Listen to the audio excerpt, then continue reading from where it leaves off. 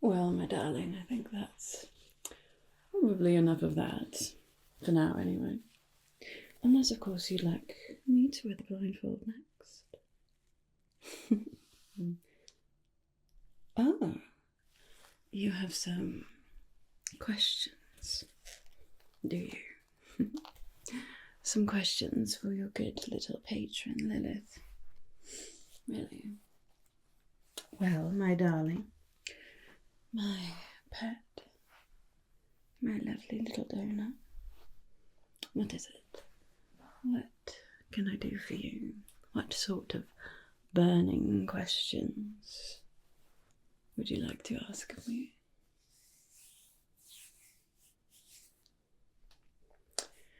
That is not entirely uncommon for people in your position to want to know. I would guess that a lot of the people who come here as donors are, well, motivated by a few different things.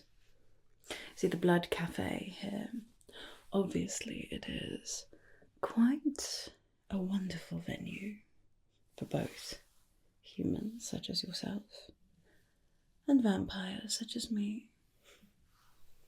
It's a consensual relationship where I can be fed and you can be handsomely compensated for that lovely life essence that courses through your veins.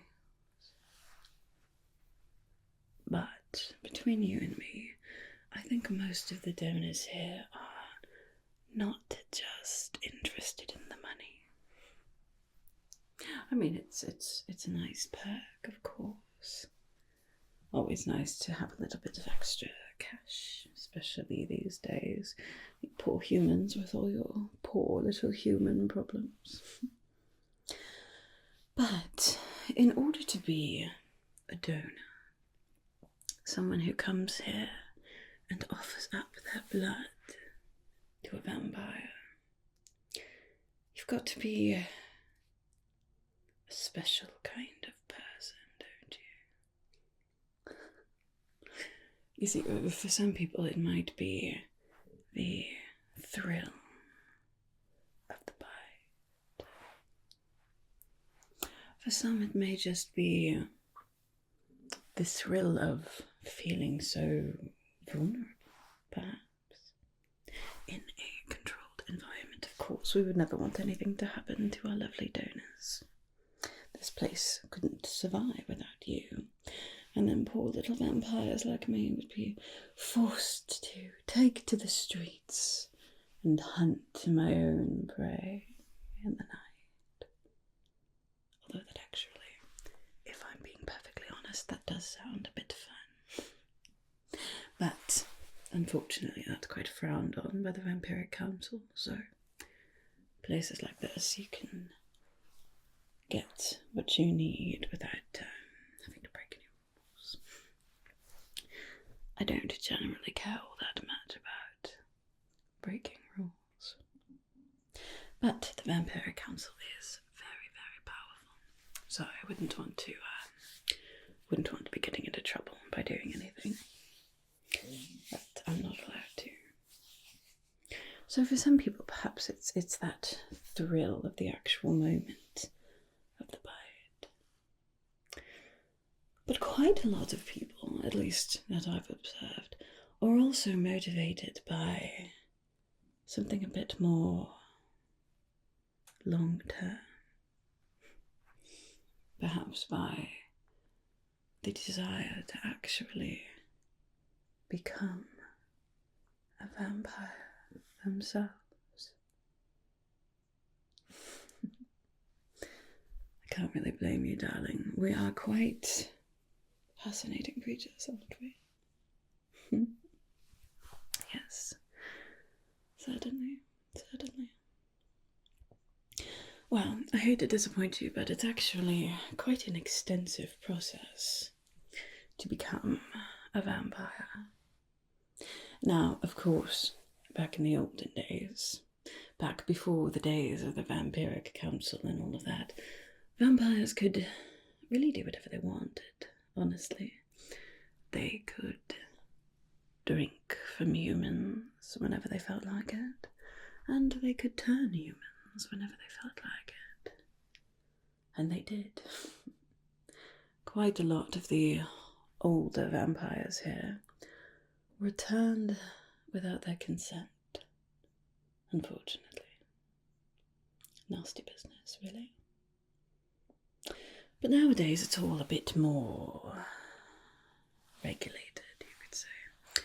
Of course, you do unfortunately have some rogue vampires who don't adhere to the ways of the Vampiric Council.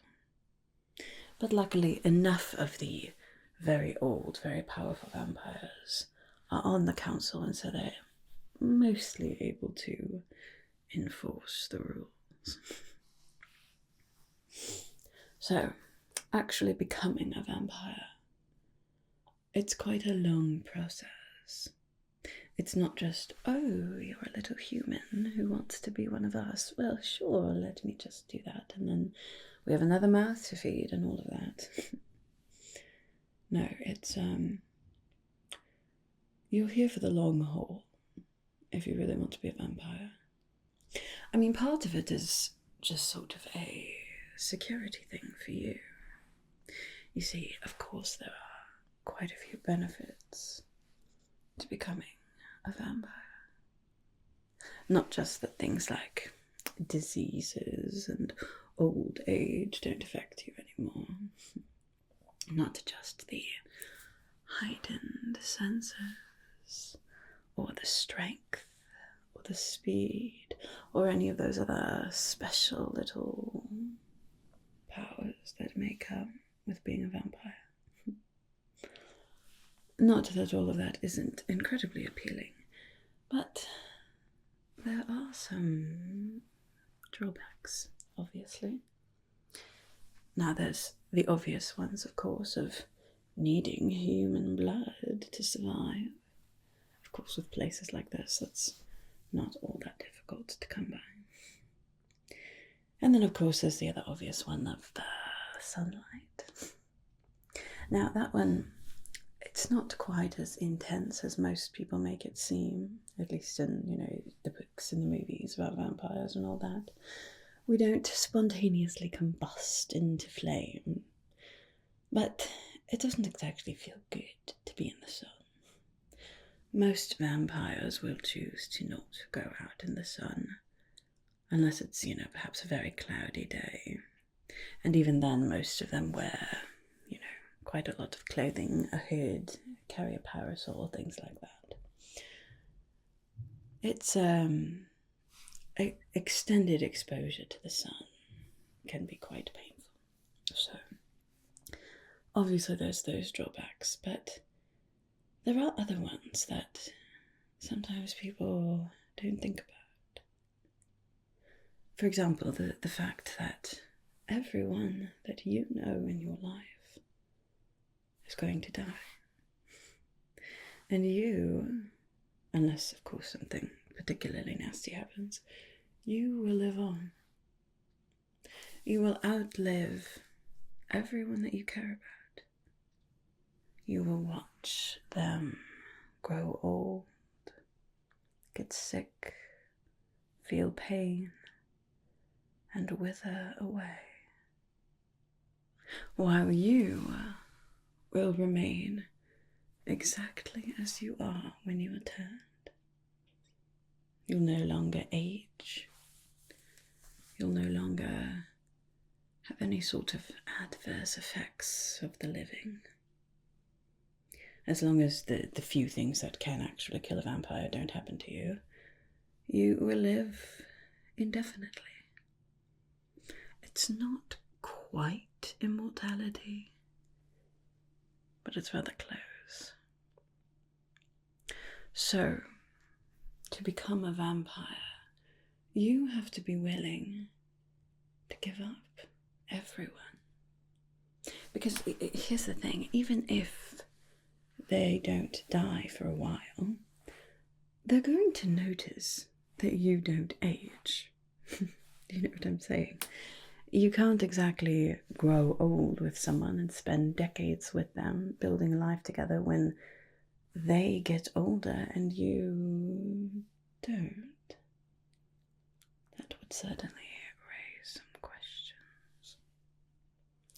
And of course, there's just sort of in general interactions, our skin is quite cold to the touch. I mean, we're dead, darling. It's not exactly the same.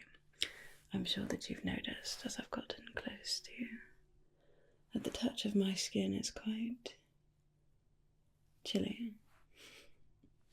So, being close to someone, touching anyone really, can be a bit of a struggle as well.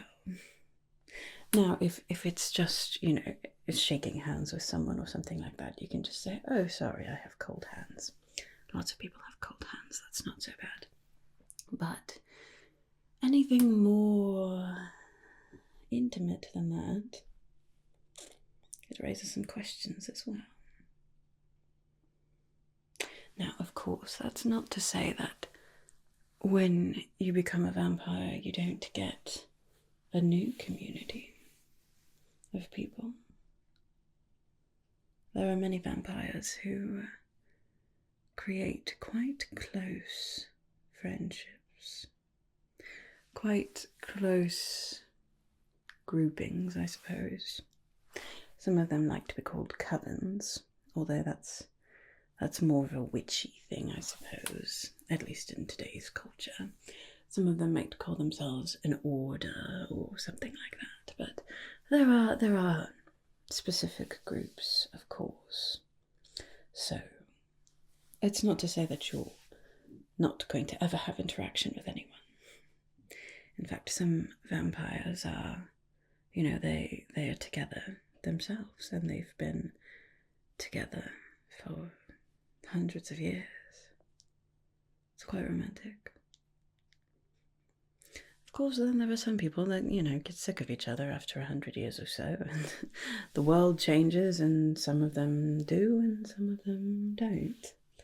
And so sometimes they grow apart too, and that can cause all sorts of issues. Yes, you see, when someone is incredibly powerful and there's a breakup, it can be explosive. Apparently. I haven't been around to actually witness any of those yet, but I've heard stories from other vampires.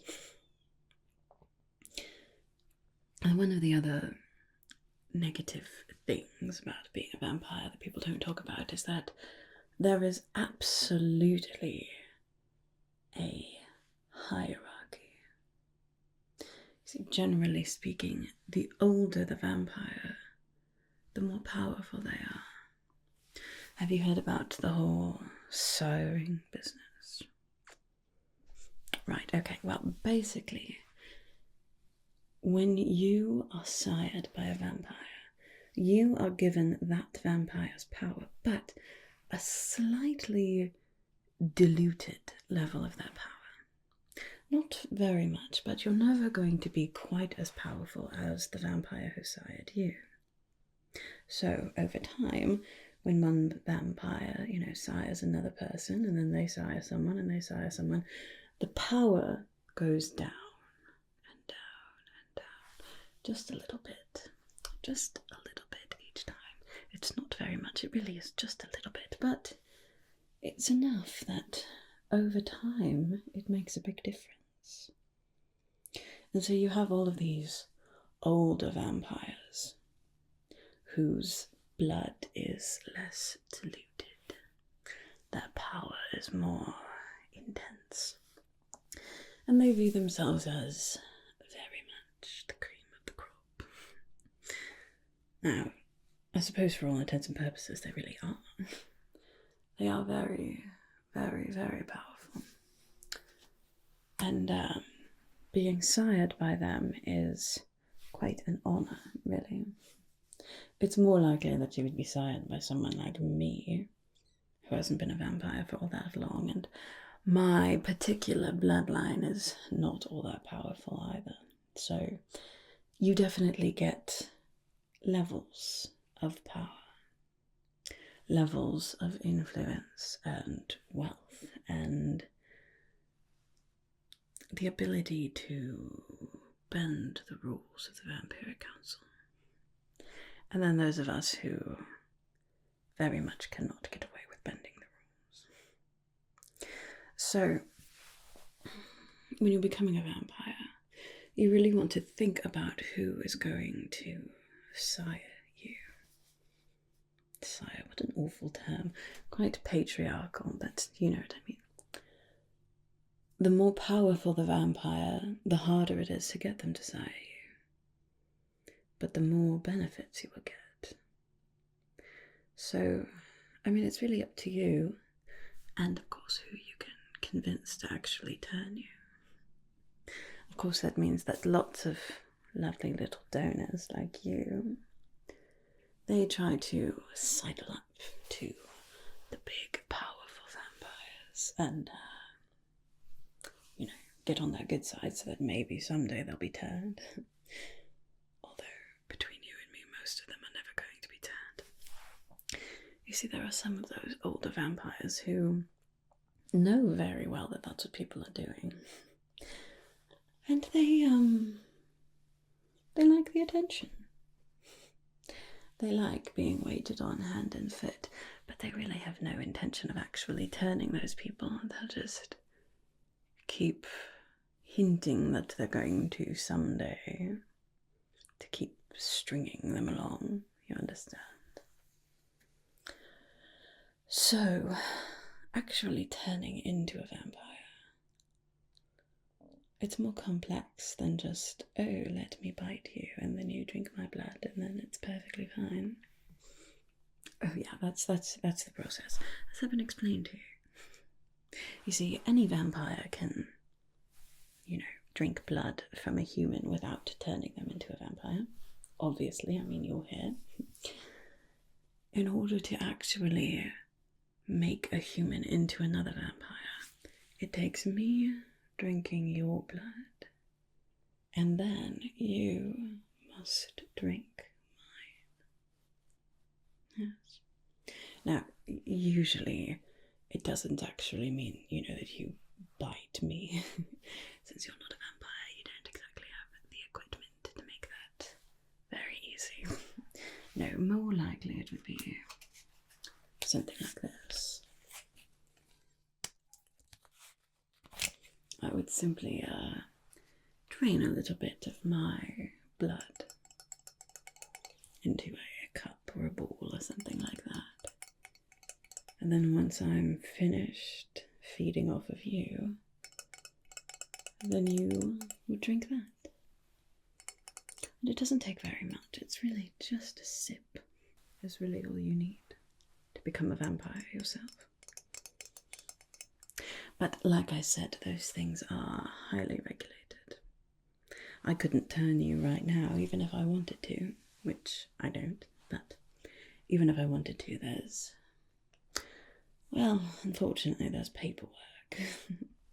I know, everyone thinks of vampires as so dramatic and romantic, I suppose, full of passion and just doing whatever we want. Well, it used to be that way, but now, unfortunately, with the council and all the rules, there's a process. There's paperwork, and you would have to pay your dues for a while to actually work in a facility like this or somewhat similar, just to make sure that you really know the ins and outs of vampire culture, to make sure that you're serious as well. And of course that does give you time to, get rather cozy with some vampires who may agree to be your sponsor or your sire. Some people say sire, some people say sponsor. I prefer the term sponsor, I suppose, because it's a little more gender neutral, but again, the more traditional vampires will probably use the term sire. Sounds quite dramatic. Yeah. And sire, it gives this sort of feeling of, them controlling you. They really don't. Once they turn you, they have no power over you. Not any more than anyone else, of course. However, there is sort of, nowadays, there's a responsibility for the vampire who turns you to look after you for a while. I think we talked about this last time, but when you are first turned into a vampire, it's quite an intense experience.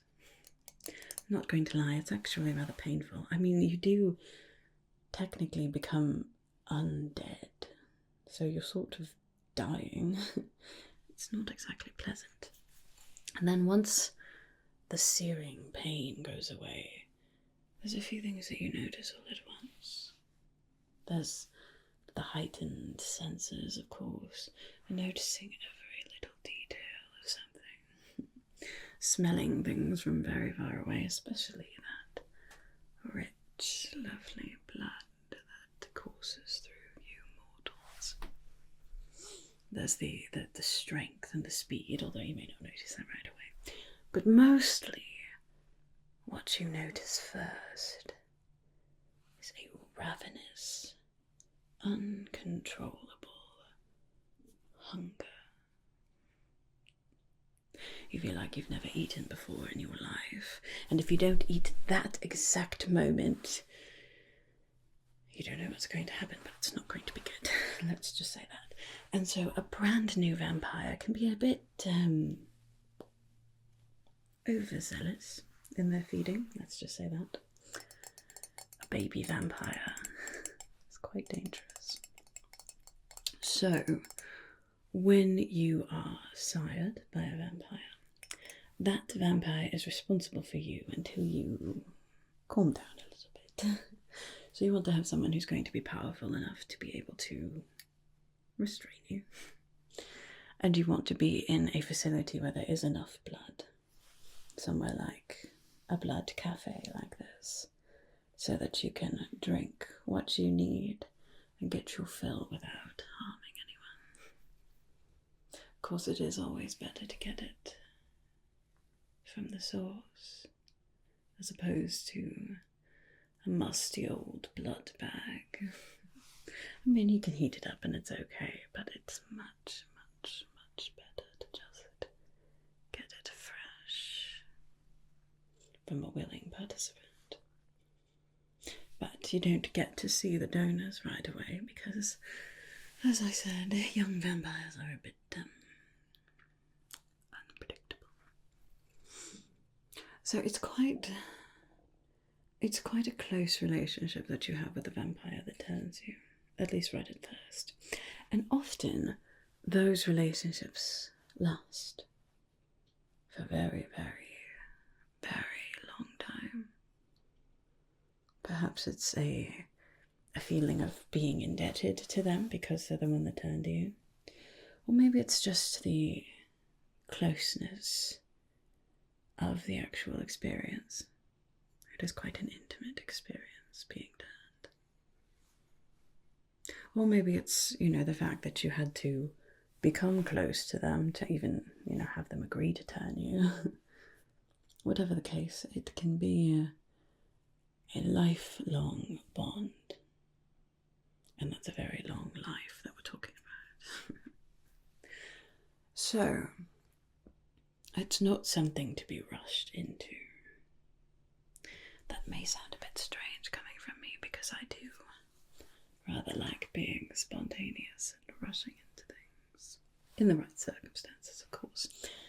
But vampirism is... it's a lot. It is. It really is. I don't want to scare you away, of course, but I also I want you to understand what you're getting into. It's a lot. And of course, you can't go back. There's no cure for vampirism.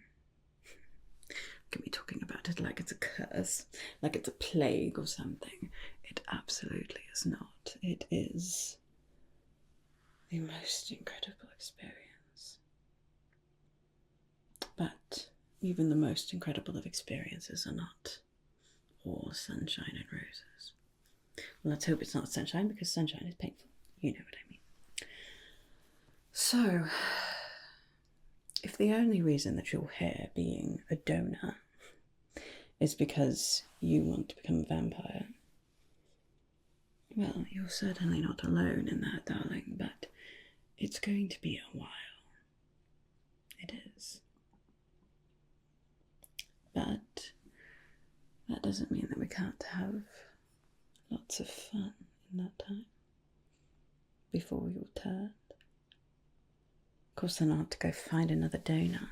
You want to leave me so soon? I'm kidding, darling, I'm kidding. I understand the pull, obviously. I mean, look at me.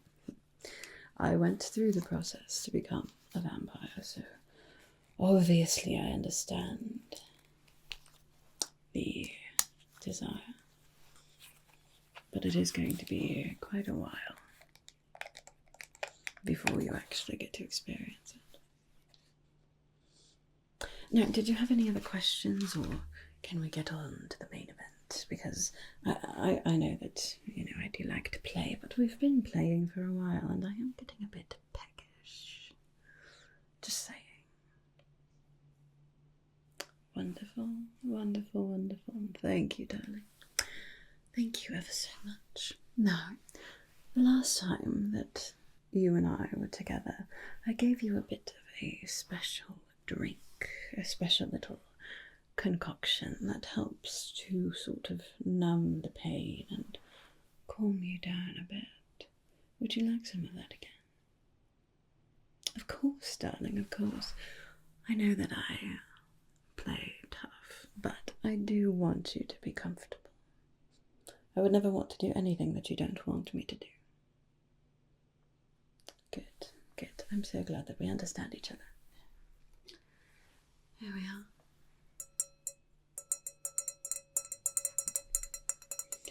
Now, you'll remember this acts rather quickly. It just sort of helps to calm any nerves that you may have. I know that this isn't your first bite anymore, but it can still cause, you know, a bit of fear, a bit of worry or anxiety. And we wouldn't want that.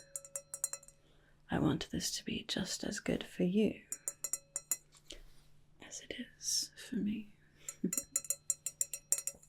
You are willingly offering me your very life essence. The least I can do is make sure you're comfortable, right? All right, dearest, why don't you take a little sip of that then? Good, good, good, good. Now we'll give that just a little while to work. Like, I'm sure you remember, it does work rather quickly. And then we can get started. Unless, of course, you had any other burning questions on your mind from a donor to patron. No, I've never sired anyone.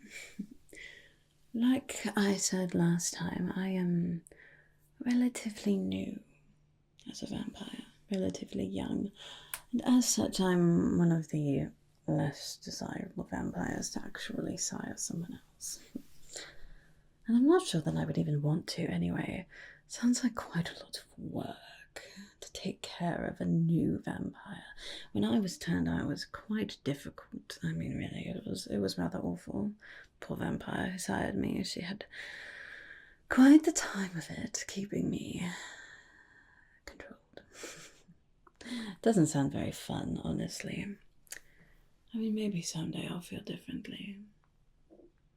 But for now, I'm just in it for the fun. I don't want all of that responsibility of basically ending someone's human life, ushering them into the greatness that is vampirism, and then being responsible for whatever they do. Ugh, awful. No, no thank you. I will be responsible for me, and just me, and that's it. For now, anyway. Is that drink working for you now? Good, good, good. You do look as if you're much more relaxed. That's good. That's good. Good to see you. Well, darling. Do you think you're ready? Wonderful.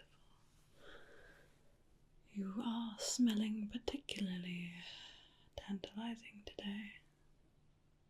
You have no idea how much self-control it has taken to have a little chat without just digging in. But like I said, I will never do something that you do not want me to. You have my word. We can have all the fun that you want, but the moment that it becomes not fun for you anymore is the moment that it ends. Right? Alright, darling.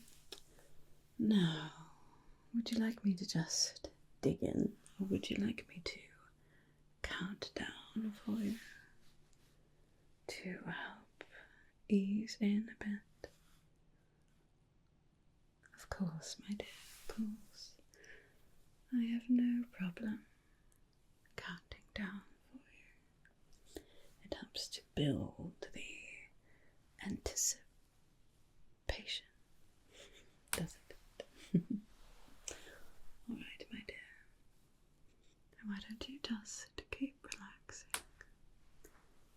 And I'll count down from 10.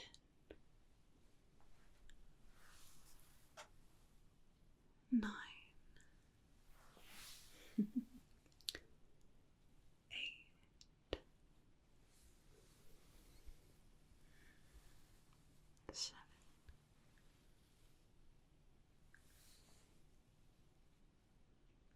6. 5. 4. 3. 2.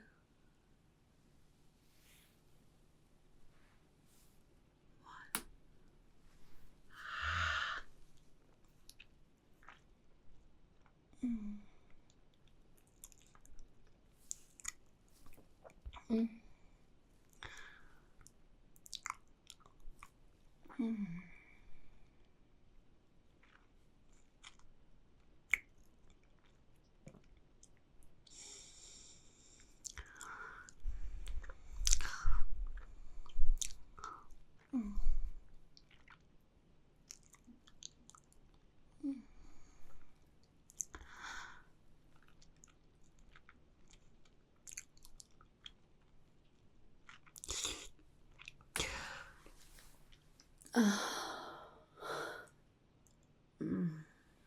Darling, I was right. You are truly delicious today.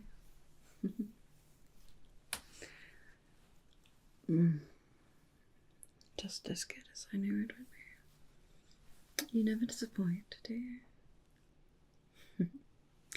I know I'm still rather new to this whole having my own personal donor thing, but you are quite spectacular.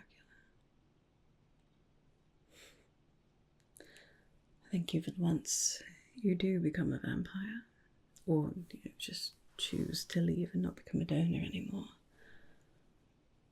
I think I'm going to remember you for a very, very long time.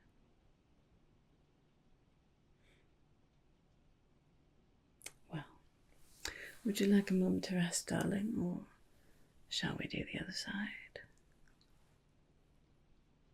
Okay. Would you like a countdown this time? Maybe we'll just count down from a little bit lower. What about just a count of 5 this time? Would that be alright with you? Okay. I can certainly do more than that if you would like, but Maybe just counting down from 5 would be alright. Alright, darling. Here we are. 5.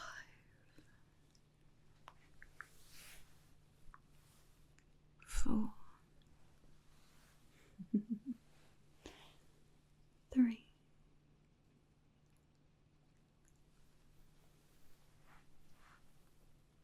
2.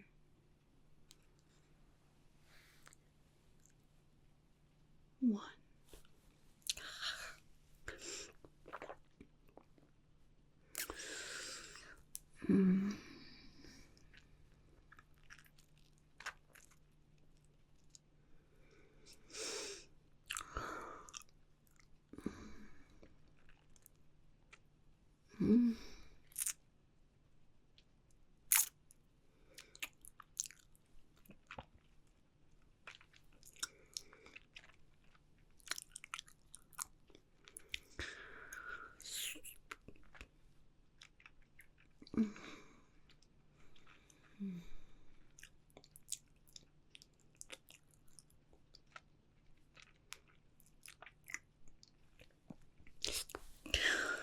Well, I think that's quite enough of that, isn't it? I didn't want to take too much. No matter how delicious you are. Although I think I took perhaps a bit more than I did last time. You seem to be doing alright. That's good. The longer that you're here, the more you get used to the feedings, the more that I can take without harming you. Again, darling, I would never want to actually harm you. But you may enjoy it actually a little bit. That feeling a bit weak and shaky afterwards. Knowing that you've just had your blood drained and that your life essence now flows through me.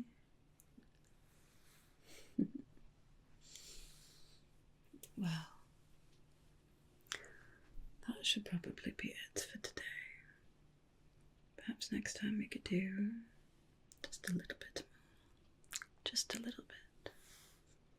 And of course, darling, you know, I don't have to just bite. We could also use an alternative method to get the blood. Then we could actually measure it and see exactly how much you can handle. But of course I wouldn't want to ever do too much. Never do too much. It's completely up to you how I drain you. And how often, of course, as well. But I am deeply thankful for your contribution to the Blood Cafe. To me. I hope I answered your questions too about actually becoming a vampire, what it's like, what to expect, what to think about a little bit before you make the decision to become one. You've got a lot of time to think before it's ever going to happen, which is good. It's not a decision to be rushed into. Of course, there are lots of perks. And then you and I could be friends for much longer. If you wished, of course. It would be a different kind of relationship, obviously, because I won't be drinking your own blood. But there are other ways that we could be close. If you wanted. Darling, you're looking quite tired now. I suppose that's to be expected, isn't it? Well, don't you worry.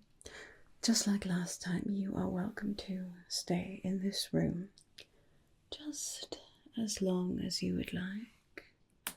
As long as you need before you're ready to leave. And one of the human workers will be coming in later to check on you. Just make sure that you're feeling okay. Bring you any sort of food or drink that you might need as well. We want to make sure that you replenish your strength before you leave. We take excellent care of our donors here. I'm sure you know that by now. Good. Good. Wouldn't want anyone to mistreat my darling. Stay with you for a bit.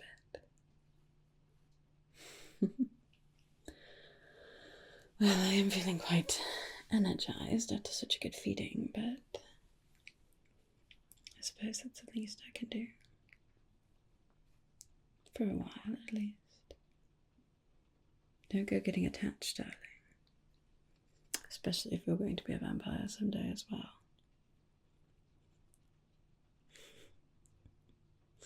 Alright. That's fine. I can stay for a little while. Help you relax. Make sure you get some rest. Sure. Besides, you're looking quite tired. I don't think you're really in the mood to do any more playing today. But that's alright. Doesn't mean that we can't still be close in other ways. Alright, darling. Well, why don't you close your eyes? I'll stay with you for a bit, alright?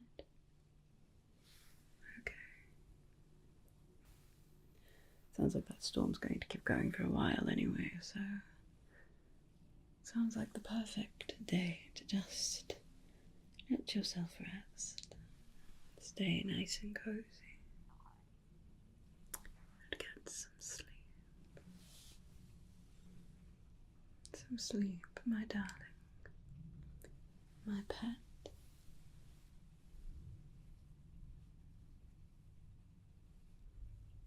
Get some sleep, dearest.